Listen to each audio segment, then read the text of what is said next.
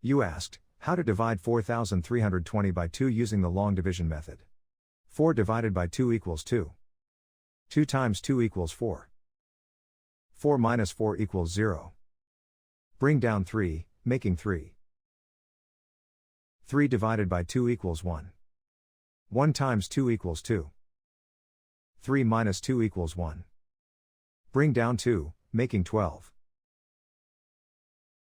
12 divided by 2 equals 6. 6 times 2 equals 12. 12 minus 12 equals 0.